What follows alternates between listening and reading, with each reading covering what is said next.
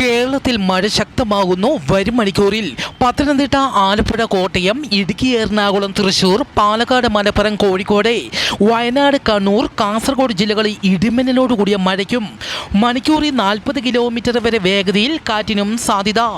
കള്ളക്കടൽ പ്രതിഭാസത്തിന്റെ ഭാഗമായി കേരള തീരത്ത് നാളെ മെയ് 28 രാത്രി 11:30 വരെ 1.5 മീറ്റർ വരെ ഉയർന്ന തിരമാലയ്ക്കും കടലാക്രമണത്തിനും സാധ്യത.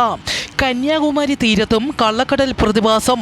മത്സ്യത്തൊഴിലാളികളും തീരദേശവാസികളും ജാഗ്രത പാലിക്കണം. വള്ളങ്ങളും ബോട്ടുകളും ഹാർബറിൽ സുരക്ഷിതമായി കെട്ടിയിട്ട് സൂക്ഷിക്കണമെന്നും അറിയിച്ചു. ലോകത്തെ ഞെട്ടിച്ചുകൊണ്ട് ബംഗ്ലാദേശിൽ 5ാം പനി കുതിച്ചുയരുന്നു.